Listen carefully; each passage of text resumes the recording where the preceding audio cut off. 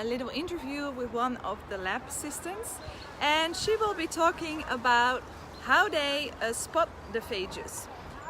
So I thought I would talk a little bit about how a phage works and what a phage is. So a phage is a little virus, but it's not a virus that attacks the body, but a virus that only attacks a specific kind of bacteria and kills that specific kind of bacteria. And these are the kinds of bacteria that can cause inflammations, that can cause infections all throughout our body. So, for example, with me, I have a chronic hidradenitis suppurativa. The inflammation effect with me is caused by my immune system, so it's like an auto-inflammatory reaction. But secondary to that, I having some trouble with different kinds of bacteria, which makes my wounds on my skin way worse and make them last longer. So this is why I went to the Eliava clinic to get this phage treatment. So there are a lot of people coming here with all different kinds of diseases, not only hidradenitis suppurativa, but all different kinds of diseases that have like bacterial infections like eczema, but also things with the lungs like cystic fibrosis, chronic bladder infections, all those different kinds of diseases.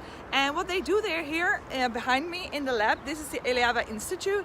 What they do here is they match the phages with the bacteria that they find with you, and then they match which phage works on it. And the lab assistant will talk a bit about that in the next clip. But I will show you how a phage is actually working. So for example, you have bacteria inside your body which is causing inflammations. So a bacteria looks a little bit like this. It's a little bit like an egg. And what the phage does, it comes on to the bacteria, it latches on, and it has like little paws like this, and inside it has a tail. And then it ejects its tail inside the bacteria, and there it will spread its DNA. And this DNA will start to multiply and create a lot of new different phages. As soon as the bacteria is full, the phages will spread out an enzyme which is also called endolysin, and that makes the bacteria burst open and die. And all the new phages inside that bacteria will go find out the same bacteria inside your body and will do the same progress over and over again. And in the end, all the bacteria will be dead. And then the phages will die as well because they don't have their food anymore. The bacteria is their food. And then you will be healed from your bacteria. Sometimes the bacteria will remain in a little pieces, or sometimes they will return. Then you can start using phages again to make sure they are gone again. So in my next clip, the lab assistant will show you how they match the phages. They have a standard set of phages. Most of them that are what I'm taking now. For example, the intestiphages, which is a cocktail for different kinds of bacteria, as well as the staphylococcus phages. But they also have PO phages. They have a wide range of different standard phages, which help for most people. Sometimes your bacteria won't react to those phages, or you have a specific bacteria where they don't have any standard phages for. Then they go back to the lab and they go to their database, which is actually quite large. They have a database of about 2,000 different kinds of phages here at the Eliava, which is the largest phage bank in the world. And they will go back to their lab and see if they can match any of their phages in their lab to make sure that they have a phage for your specific bacteria. And the bacteria should be sensitive to those kinds of phages. So for now I'm only taking like the commercial phages, so like their standard phages they have. But maybe in the future I will need a personal phage, and I would be really interested in how they spot these phages on the petri dishes and how the lab assistants work with that. So we're gonna see that next. Take a look with me.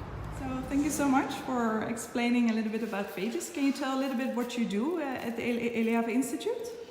Yes, okay, we are checking different strains for different phages, resistability. And so here on this plate you can see, so this is the bacterial load, and there are spots of different phages. And so for this we see that the strain is resistant against these phages, but here we can see that we have some clear zones which indicates that phages do work. Okay. And do you remember what kind of bacteria this is? This is Klebsiella, for example. Klebsiella, okay. That's the same for all. And for example, here you can see the phage plaques. We call these clear zones for phage plaques.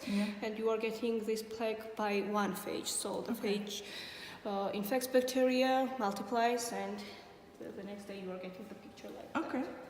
So, and do you do the spotting also with every patient? So for me, they took like swabs from my wounds. Do you first check the normal phages if they work? Yes. Every So patient? usually when the sample is coming at laboratory, we are checking first of all the commercial phages, how do they work, and if the strain is resistant against commercial phages, then it goes to the labs where we have a really huge collection in our labs, and so then we check against other phages. How big is your collection at the moment? I can't say for sure because there are different labs and Yeah. each has maybe, I don't know, 50, 100. Wow, that's a lot. So Yes. yeah, I heard it's a little over 2,000 probably. Yeah, and also it's like all the time we are trying to isolate new phages. Yeah. Okay, really good. Thank you so much.